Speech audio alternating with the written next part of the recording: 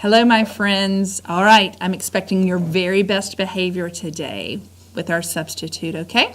I'll be back right after lunch, and we will get started with our science project.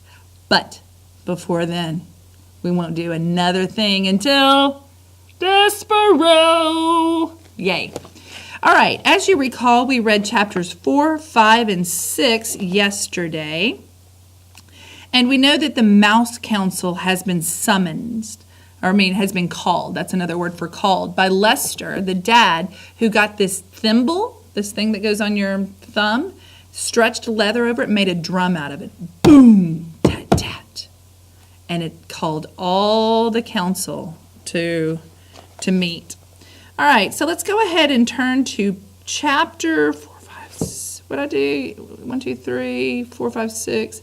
Turn to chapter 7. That is page 37. I'm going to give you a second to find it. Chapter 7, A Mouse in Love. Remember, we're listening for figurative language today. So we're listening for similes. There's a comparison using like or as to compare the two. A metaphor, which does not use like or as. The difference would be, this classroom is like a zoo. That's a simile. Or if I said, this classroom is a zoo, that's a metaphor. And keep your eyes open for some personification as well, when we give human characteristics to things that are not human. All right, without further ado, we have page 37, A Mouse in Love. And what was on our own favorite member of the mouse community? What was on our... let me start over. Gosh, does that ever happen to you? Tongue-tied. And what was our own favorite member of the mouse community doing while the sound of the Mouse Council drum echoed through the walls of the castle? Reader, I must report that Furlough had not seen the worst of it. Despereaux sat with the princess and the king and listened to song after song. At one point, gently, oh so gently, the pea picked up the mouse in her hand.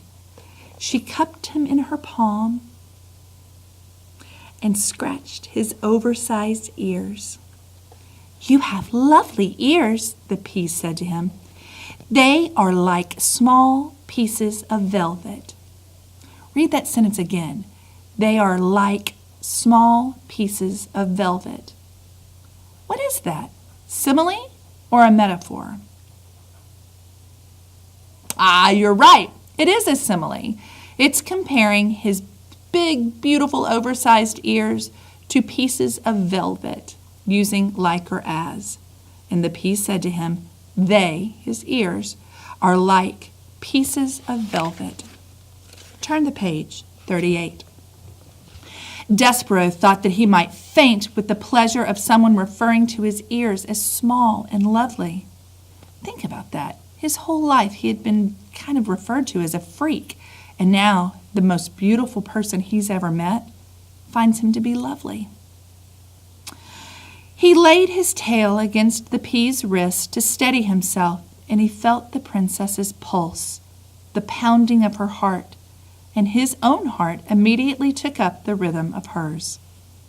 Papa, said the pea when the music was over, I'm going to keep this mouse. We are going to be great friends. The king looked at Despereaux cupped in his daughter's hands. He narrowed his eyes. A mouse, he muttered. A rodent? Now remember, rodent is one of our words on the board. Rodent is a class is a species of animals, right?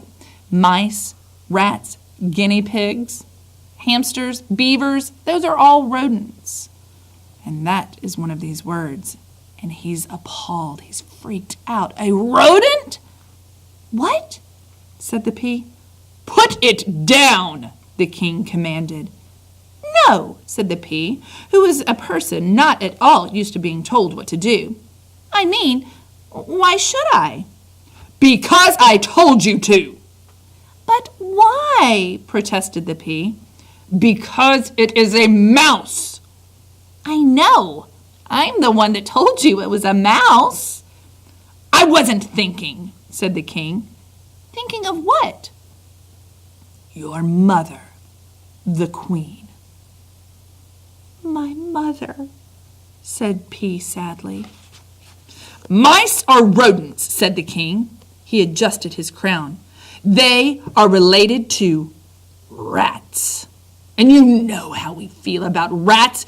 You know our own dark history with rats. Ooh, a dark history. Do you think that is literal light? Literal darkness or figurative darkness? A dark history. You're right. It's figurative. It's not talking about lights out. It's talking about a dark, a bad or an evil history with rats. The pea shuddered. But Papa, she said, he's not a rat. He's a mouse. There's a difference. Royalty, the king said, has many responsibilities, and one of them is not becoming involved personally with even the distant relatives of one's enemies. Put him down, P. The princess put Despereaux down. Good girl, said the king, and then he looked at Despereaux. Scat, he said. Despereaux, however, did not scat. He sat up and stared at the princess. The king stamped his foot. Scat! He shouted. Papa, said the princess, please don't be mean to him. And she began to weep. Despereaux, seeing her ears, broke the last of the great ancient rules of mice. He spoke to a human. Page 40. Please, said Despereaux, don't cry. And he held out his little handkerchief to the princess. The pea sniffed and leaned down close to him. Do not speak to her, the king thundered. Despereaux dropped his handkerchief, and he backed away from the king. Rodents do not speak to princesses. We will not have this becoming a topsy-turvy, wrong-headed world. Remember that from yesterday. There are rules. Scat! Get lost before my common sense returned, and I have you killed. The king stamped his foot again. Despereaux found it alarming to have such a big foot brought down with so much force and anger so close to his own small head, and he ran towards the hole in the wall. But he turned before he entered it. He turned and shouted to the princess, My name is Despereaux. Despereaux? She said. I honor you, shouted Despereaux. I honor you, is what the knight said to the fair maiden in the story that Despereaux read every day in the book in the library. Despereaux had muttered the phrase so often to himself, but he had never before this evening had occasion to use it when speaking to someone else. Get out of here! Shouted the king, stamping his foot harder and harder still, so it seemed as if the whole castle, the very world, were shaking. Rodents know nothing of honor. Despereaux ran into the hole, and from there he looked out at the princess. She had picked up his handkerchief, and she was looking at him, right directly into his soul. Despereaux, she said. He saw his name on her lips. I honor you, whispered Despereaux. I honor you. And he put his paw over his heart, and he bowed so low that his whiskers touched the floor. He was, alas, a mouse deeply in love. Chapter 8. To the rats. The Mouse Council, 13 honored mice and one most very honored head mouse, heeded the call of Leicester's drum and gathered in a small secret hole off of King Philip's throne room. The 14 mice sat around a piece of wood balanced on spools of thread. Look at the board, spools of thread, and listened in horror while Despereaux's father related the story of what Furlough had seen. "At the foot of the king," said Lester. "He was looking up at her, and it was not in fear." The Mouse Council members listened with their mouths open. They listened with their whiskers drooping and their ears flat against their heads. They listened in dismay and outrage and fear. When Lester finished, there was a silence dismal and deep. "Something," intoned the most very honored head mouse, "is wrong with your son. He is not well. This goes beyond his fevers, beyond his large ears and his lack of growth. He is deeply disturbed. His behavior endangers us all. Humans cannot be trusted. We know this to be an indisputable fact." An indisputable fact? If you dispute something, it means you argue it. He's saying this is a fact that you cannot argue. That humans cannot be trusted. A mouse who consorts with humans, that means hangs out with humans, a mouse who would sit right at the foot of a man, a mouse who would let a human touch him. And here the entire Mouse Council indulged in a collective shiver of disgust. They cannot be trusted. That is the way of the world, our world. Fellow mice, it is my most fervent hope that Despereaux has not spoken to these humans, but obviously we can assume nothing. And this is a time to act, not to wonder. Lester nodded his head in agreement. And the 12 other members of the Mouse Council nodded their heads too. I'm at the top of page 44. "We have no choice," said the head mouse. "He must go to the dungeon." Now let me stop you here. A dungeon is like a basement in a castle. It's very dark. It's very damp and wet. The walls generally leak with water. There's no light down there. And oftentimes a dungeon is used as a prison. Yikes. So top of page 44. "He must go to the dungeon." He pounded his paw on the table. "He must go to the rats immediately. Members of the council, I will ask you to vote. Those in favor of Despereaux being sent to the dungeon, say aye." There was a chorus of sad ayes. "Those opposed, say nay." Silence reigned in the room. The only noise came from Lester. He was crying. And 13 mice, ashamed for Lester, looked away. Reader, can you imagine your own father not voting against you being sent to a dungeon full of rats? Can you imagine him not saying one word in your defense? Despereaux's father wept, and the most very honored head mouse beat his paw against the table again and said, "Despereaux Tilling will appear before the mouse community. We will hear of his sins, and he will be given a chance to deny them. If he does not deny them, he will be allowed to renounce them so that he may go to the dungeon with a pure heart. Despereaux Tilling is hereby called to sit with the Mouse Council." Now let me stop you there. They asked him to repent for his sins. To repent means to say he was sorry.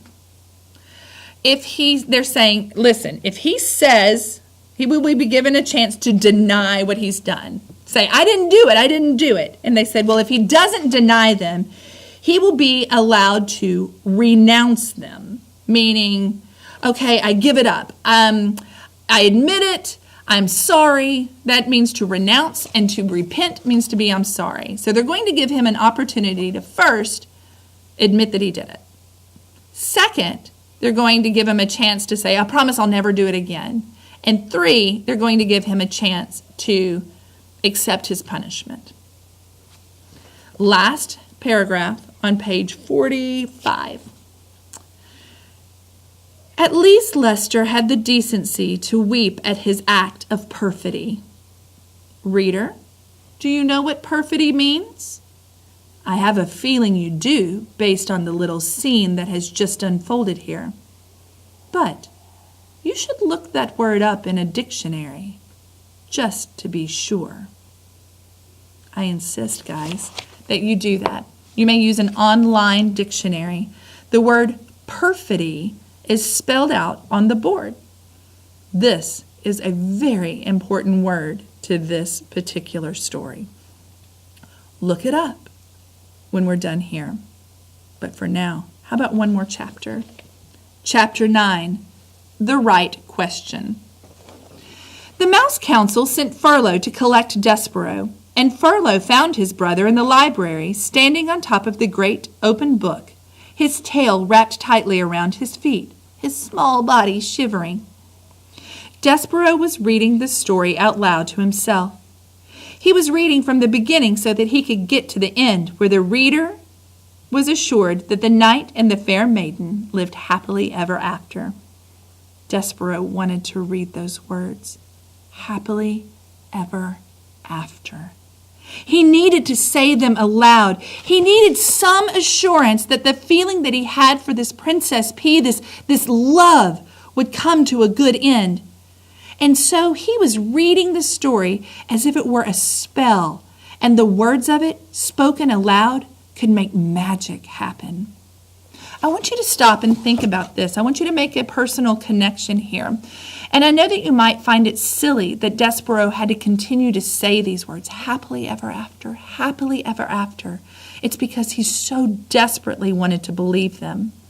I want you to think about a wish that you've had in the past.